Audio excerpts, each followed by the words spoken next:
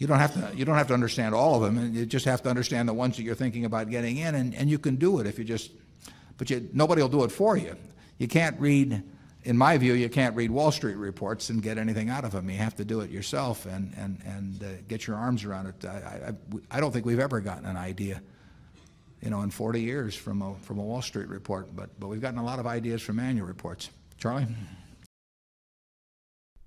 So many successful investors talk about how important the annual report is when looking at a potential investment. But few investors actually use them when investing. The annual report, or Form 10-K in the United States, can be hundreds of pages long, but it contains almost everything you need to know to fully analyze a stock. Now, we'll take a closer look at these book-sized reports on a business, and I'll help you understand them and pick out what's useful and what's not when analyzing stocks for yourself. So, in case you don't know how to get a 10K, you can either go to the SEC's Edgar site, or you can just Google the company's name and Investor Relations, or IR. When you find the annual report, the first section to read would probably be called Business or Business Overview. This section gives a high-level overview of everything the business does and how it's affected by the world. Look for high-level details like business segments, the products the company sells, and most importantly, how the business makes money, or at least plans to make money. You also want to pay attention to some of the metrics the business will be referring to throughout the report, since they're probably important if you want to compare them across an industry. Some companies also point out their competition in this section, but we'll talk more about that in the next section. So let's take a look at Facebook's business section as an example. Alright, so at the beginning, Facebook introduces their products and explains how each of them works and how they're monetized.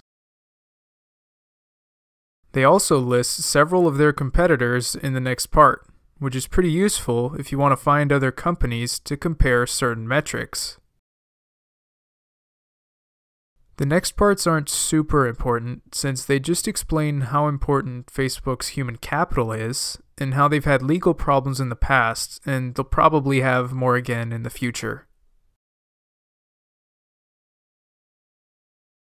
All in all, for this section, just try to understand how the business operates. Make sure you know how it works in theory, at least. The next part to look over is the risk factor section. Basically, this section lists every single risk the company's legal team can possibly think of. They do this to prevent future lawsuits from shareholders, of course. Because of this, a lot of it is just useless information that are just general risks in running a business. However, some parts are extremely important and explain some serious risks that are specific to the business or sector itself. Look for significant, unique risks that could possibly hurt the company in the long term, like legal or regulatory problems, management issues, or inherent risks with the product itself. A good rule of thumb is to read the title of the risk, and if it sounds dumb enough to make you say, "Well, yeah, who doesn't have that?" Or, "Really? Come on, that wouldn't hurt the entire business," then it's probably safe to discard that part of the section. Now let's take a look at Facebook's risk section. So first, let me show you what I think is an important risk factor. This first risk is pretty important because it explains the risks that Facebook has across all of its products. User growth and engagement defines Facebook's business, and this part explains new regulations and changes in consumer behavior that could affect the number of users Facebook attracts and how long they spend on the app.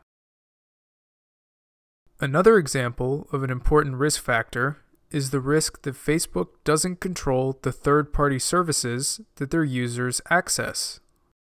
Platforms like iOS, browsers, and other platforms are out of Facebook's control.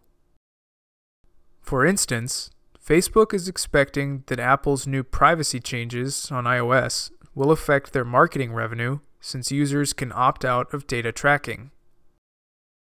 This is definitely what I would call a significant risk that is specific to Facebook and other digital advertisers. Now let's look at some risks you can safely ignore. This risk is about how Facebook's financial results will fluctuate from quarter to quarter. Now, I don't know about you, but I have yet to find a company that has perfectly predictable and equal results each and every quarter. Another useless risk factor is this one titled, "We cannot assure you that we will effectively manage our growth." Man, I was really hoping for like a pinky promise at least, but I guess they can't even do that. No, but more seriously, the risk factor section is littered with stuff like this, so the business can protect itself from dumb lawsuits. Obviously, these aren't the only important risks and unimportant risks for Facebook, but it's really not that hard to figure out where to focus your attention once you get the hang of it. If I had to generalize it, I'd say that about 50% of the risk factor section is just corporate liability protection, and the other half is pretty useful. This section isn't super important, but I would definitely spend some time here. You don't have to read every part of every risk, but I would at least skim through it and read about the significant and unique risks for the business. The next important part of the annual report is the management's discussion and analysis section. This section gets into the nitty-gritty details of the business, like key performance indicators or KPIs, customer trends, and sometimes predicted growth in revenues and expenses for the next few years. The business section was sort of like the introduction for the report, and this section is basically the main details as far as business operations. For this section, it's important to learn the technical jargon for the industry if you don't already know it. Read through how the business fared over the past year and how management expects the revenues and expenses to grow or shrink in the future. If you're only going to read one section in full, I would say this is the one to read thoroughly and completely. If the business also includes an accounting procedures segment in this section, you can usually just skim through it and make sure nothing is too strange or different from other companies. Let's look at Facebook as an example. Alright, so Facebook starts out by listing their KPIs, which is super helpful. Daily active users, monthly active users, and revenue per user are specific to the social media industry, and they help investors understand how Facebook has been growing revenues and how it will continue into the future. You can also see how much Facebook expects to spend on capital expenditures in 2021, and how much expenses are expected to be. And then Facebook also explains how revenues are split throughout the world and how each of the geographies are growing. Facebook goes over trends for the KPIs and how they've changed over the years. In this section, you should make it your goal to be able to understand the basics of the industry and explain some specifics of how the business has been performing over the past few years. Don't feel like you have to understand absolutely everything, but if you want to test your understanding, try reading another management analysis section in another annual report from a business in the same industry. If you understand most of the jargon, then you're probably good to go. Now we'll take a look at the financial statements section. You should always look at the income statement, balance sheet, and cash flow statement. You can usually skip through the statement of stockholders' equity if it's not relevant for what you're looking for. You should use this section to find out whatever numerical information you're looking for to value the business. I'm sure you'll be looking for things that are different than me, and that's perfectly okay. For me, I'll look at the income statement and look over the expenses and take note of anything I find that's unusual. Then, I'll take a look at the operating margins and perhaps some other margins like gross or net, depending on the business. On the balance sheet, I'll take a look at the cash and cash equivalents positions and the debt levels. I'll take note of anything that seems unusual or inconsistent so I can explore it more later. Then, on the cash flow statement, I'll look at the depreciation expenses and the changes in working capital. I'll take note of the cash flow from operations and the capital expenditures. I'll look at how the business has been financing its operations, and if anything looks unusual, I'll write it down. Let's look at Facebook's financial statement section. Alright, so Facebook starts with the balance sheet. I don't see anything strange with Facebook's cash, and they don't have any long-term debt, so there's really nothing to look into there. I'd look into the operating lease liabilities and probably treat it like debt by finding its present value. Other than that, nothing too crazy from the looks of it. I would just want to investigate how they classify some assets and liabilities, like property, plant, and equipment, and accrued expenses and other current liabilities. On the income statement, I'd look into the cost of revenues and what that includes. I'd probably look deeper into all the expenses since I don't know what they're including in them. Facebook's operating margin is huge, and I take note of it along with net income. Since Facebook's taxes are so low, I definitely look into that to see when their tax credits will run out and when they'll start paying a normal tax rate. On the cash flow statement, I'd record the depreciation, the stock-based compensation, and the changes in working capital. I would definitely take a look at the property, plant, and equipment expenditures so I can see what they're spending it on and what is being spent on maintenance and what is being spent on reinvestments to grow the business. Then I see that nothing weird is going on in the financing section, but I'll make a note to check the stock buyback plans since I see that they've been buying back different amounts each year. So now that we've looked at the financial statements and made some notes about what to look into, we can go into the notes to financial statements to figure some stuff out. The notes to financial statements answers almost everything you could ask about each item on the financial statements. You don't have to read all of it, but I would definitely skim everything and read deeper into the parts that you don't understand.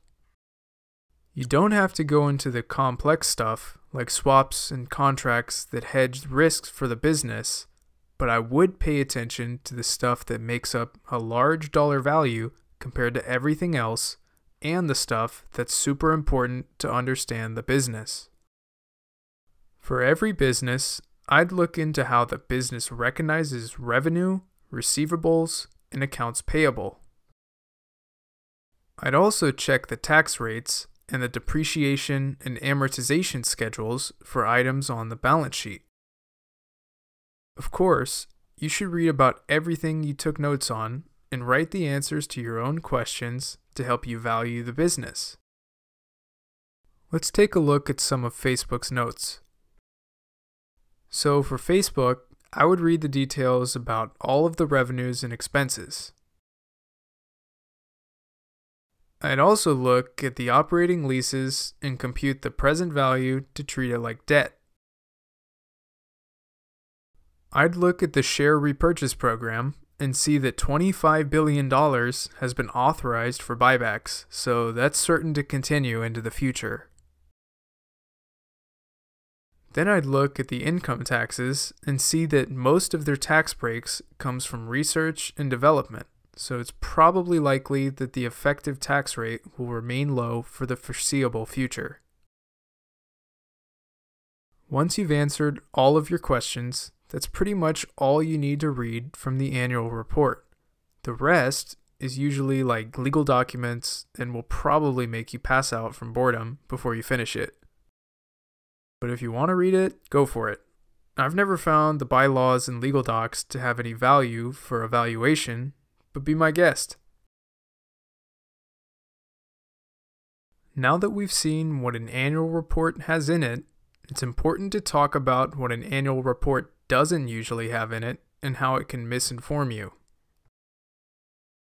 An annual report usually doesn't have information about executive compensation, major stockholders with over 5% ownership, or management's major predictions and expectations about the future.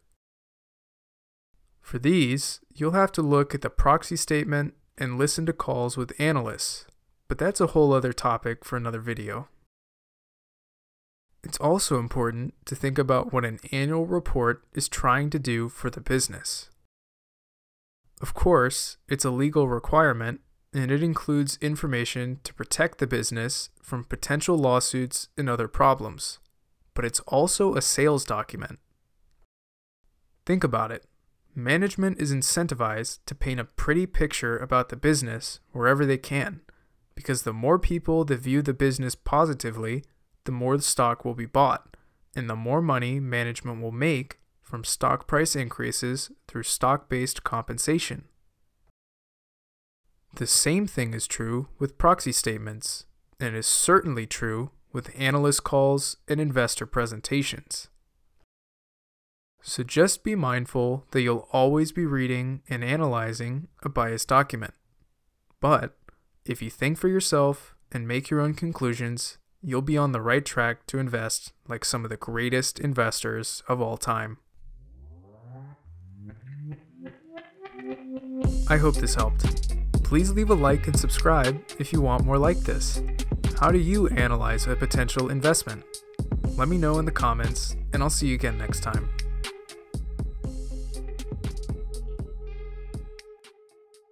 August 30th. Happy birthday. Yep. How do you feel? Got married on August 30th, too. I That way know. I can remember my anniversary.